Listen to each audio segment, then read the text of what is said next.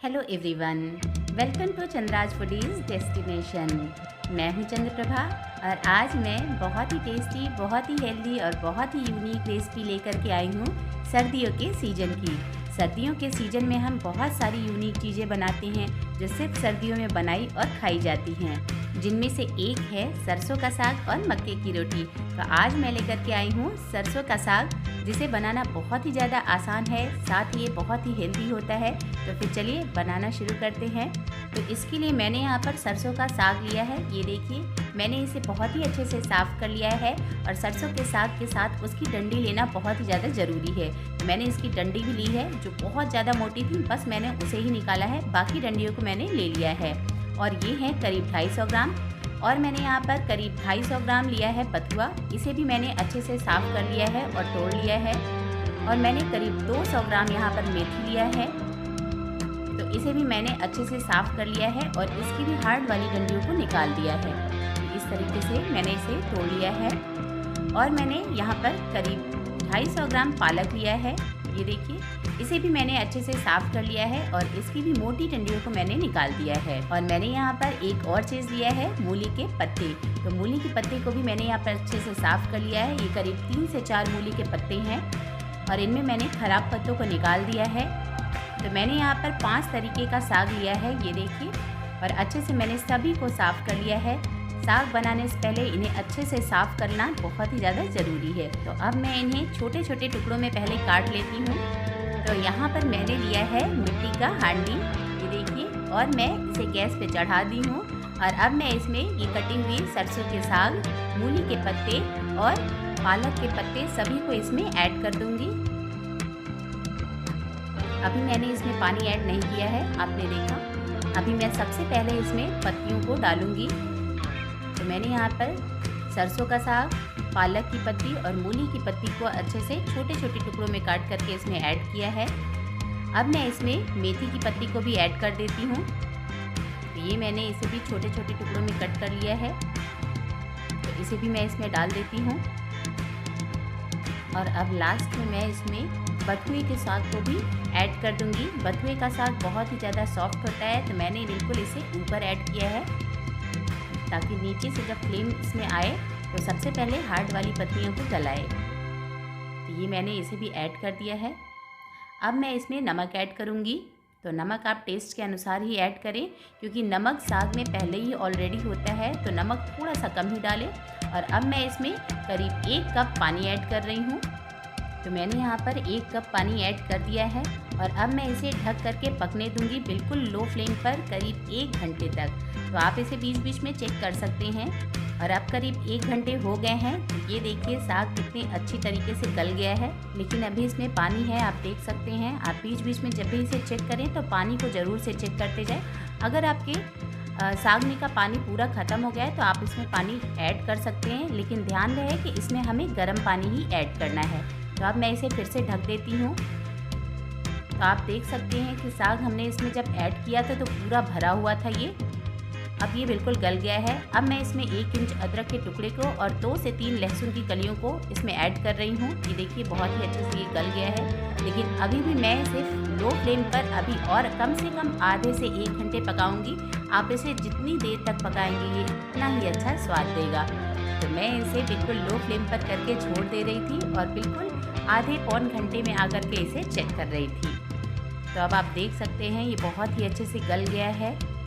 इसका पानी भी काफ़ी ज़्यादा कम हो गया है। मैंने इसमें ऊपर से अभी तक पानी ऐड नहीं किया है, क्योंकि मैंने इसे बिल्कुल लो फ्लेम पर पकाया है और साग ऑलरेडी पानी छोड़ता रहता है, तो ये सूखा नहीं हुआ है। अब मैं इस तरह का मथनी ली हूँ और इससे साग को बिल्कुल मैश करूँगी। इसे हमें तब तक मैश करना है जब तक ये बिल्कुल क्रीमी सा, सॉफ्ट सा नहीं हो जाता है। मथ मथ करके हमें एकदम इसका प्यूरी जैसा बनाना है।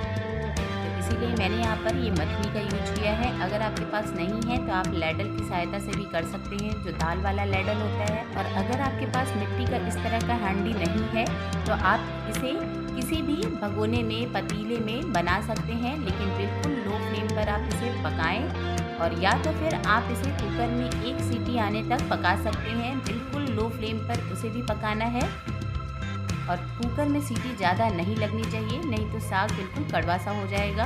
तो ये देखिए मैं इसे इसी तरीके से मथूंगी, घोटूंगी। इसे घोटने वाला भी बोलते हैं।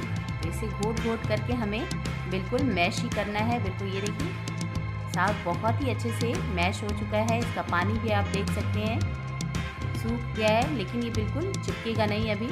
तो अब मैं इसमें करीब 2 टेबल स्पून मक्के का आटा ऐड कर रही हूँ। मक्के का आटा डालने से ये बहुत ही ज़्यादा स्वादिष्ट हो जाता है और साग को घोटने में बहुत ही आसानी हो जाती है। तो अब मैं इसमें बहुत ही थोड़ा सा पानी ऐड कर रही हूँ, करीब 1/4 कप, और इसे मिक्स करूँगी और साग को मक्के के आटे के साथ घोटती जाऊँगी। ये देखिए इसी तरीके से हमें इसे घोटना है और ये बहुत ही अच्छे से घुट गया है। आप देख सकते हैं बहुत ही अच्छा इसका टेक्सचर आया है। तो साग हमारा बनकर के तैयार है। बहुत ही क्रीमी हो गया है और बहुत ही अच्छा साग बना है। इसकी खुशबू भी बहुत ही अच्छी आ रही है। आप देख सकते हैं मैंने इसे लो फ्लेम पर कितनी देर तक पकाया है। इसे पकाने में मैंने 3 घंटे से ज़्यादा का समय लिया है। तो अब हम इसका तड़का तैयार करेंगे। तो इसके लिए मैंने यहाँ पर एक कढ़ाई लिया है और इसमें मैंने करीब 1 टेबल स्पून घी ऐड किया है और घी को मेल्ट होने देते हैं। आप चाहें तो इसे सरसों के तेल से भी तड़का दे सकते हैं। आप कोई सा भी साग बनाएं उसे सरसों के तेल से तड़का देंगे तो बहुत ही ज़्यादा फ्लेवरफुल होता है, लेकिन मैं इसे बिल्कुल रेस्टोरेंट स्टाइल बना रही हूँ। तो मैं इसे घी में फ्राई कर रही हूँ और घी के गर्म होते ही मैंने इसमें सबसे पहले 1 टेबल स्पून छोटे टुकड़ों में कटा हुआ लहसुन डाला है और 1 चम्मच मैंने यहाँ पर छोटे टुकड़ों में कटा हुआ अदरक डाला है। इसे हम थोड़ा सा फ्राई करेंगे और उसके बाद इसमें हम एक मीडियम साइज के प्याज को छोटे छोटे टुकड़ों में काट करके इसमें ऐड करेंगे और इसे भी मिक्स करते हुए भूनेंगे। तो इसे हमें तब तक भूनना है जब तक ये ट्रांसलूसेंट नहीं हो जाता है। तो अब मैं इसमें एक ग्रीन चिली को कट करके ऐड कर रही हूँ। चिली को आप अपने टेस्ट के अनुसार ऐड करें। प्याज को हमें बिल्कुल ब्राउन नहीं करना है, इसे हमें बस ट्रांसलूसेंट होने तक ही पकाना है। तो अब हमारा प्याज अच्छे से भून गया है। ये देखिए ये ट्रांसलूसेंट हो गया है। हमें बस इसे इतना ही पकाना है। तो अब मैं इसमें आधा टमाटर या फिर एक छोटा सा टमाटर कट करके डाल रही हूँ और इसे भी अच्छे से मिक्स कर देंगे। और इस स्टेज पर आप थोड़ा सा नमक ऐड कर सकते हैं अगर आपके साग में नमक कम हो तो यहाँ पर नमक डालने के पहले आप साग को एक बार चेक कर लें। और अब मैं इसे ढक करके तब तक पकाऊंगी जब तक कि टमाटर अच्छे से गल नहीं जाता है। तो मैंने यहाँ पर नमक का इस्तेमाल नहीं किया था क्योंकि मेरे साग में नमक बिल्कुल परफेक्ट है। तो अब मैं इसे थोड़ा थोड़ा सा मैश करती जा रही हूँ इस तरीके से, जिससे कि टमाटर बिल्कुल मैशी हो जाए। तो अब हमारा तड़का भी तैयार है और अब मैं इसमें ऐड करूँगी पके हुए साग।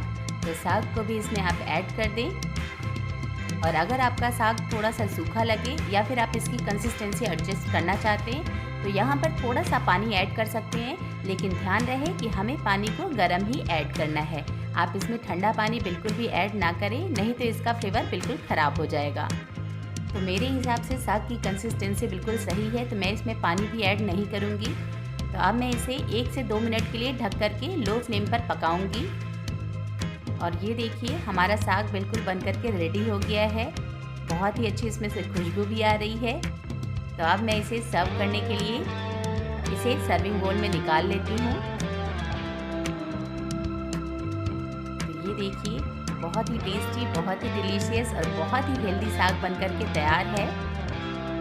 तो अभी मैं इसे एक और ट्विस्ट दूंगी। इसके ऊपर एक और तड़का लगाएंगे हम, क्योंकि साग बिना घी के अधूरा है।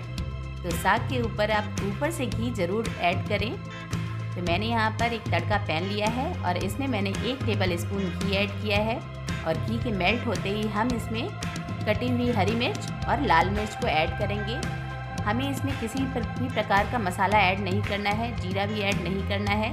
तो इस तड़के को मैं ऊपर से दे देती हूँ। ये देखिए जिस तरीके से मैंने इसे बहुत देर तक पकाया है, उसी तरीके से आप फ्रिज में स्टोर करके इसे 2 से 3 दिन तक आराम से खा सकते हैं। और इसे जब भी खाना हो आप फ्रिज से बाहर निकालें, उसके बाद इसमें तड़का लगाएं। तो मैं चलिए इसे एंजॉय करने मक्के की रोटी के साथ। अगर आपको मक्के की रोटी की रेसिपी भी देखनी है तो मुझे कमेंट बॉक्स में ज़रूर से बताएं। और अगर आप मेरी किसी भी रेसिपी को ट्राई करते हैं तो इसकी पिक मुझे इंस्टाग्राम पर ज़रूर से शेयर करें। इंस्टाग्राम का लिंक मैंने डिस्क्रिप्शन बॉक्स में दिया हुआ है। तो कैसी लगी आपको मेरी ये रेसिपी मुझे कमेंट करके ज़रूर बताएं। और अगर रेसिपी पसंद आई हो तो हमेशा की तरह इसे लाइक करें, ज़्यादा से ज़्यादा शेयर करें और मेरे चैनल को सब्सक्राइब ज़रूर करें और बेल आइकन को प्रेस करना बिल्कुल मत भूलिएगा, जिससे मेरी आने वाली नई वीडियोस की नोटिफिकेशन आपके पास सबसे पहले पहुंचे। तो फिर बने रहिए मेरे साथ मेरे चैनल पे ऐसी ही सिंपल, टेस्टी और डिलीशियस रेसिपीज़ देखने के लिए। मिलती हूँ अगली वीडियो में, तब तक के लिए थैंक्स फॉर वॉचिंग।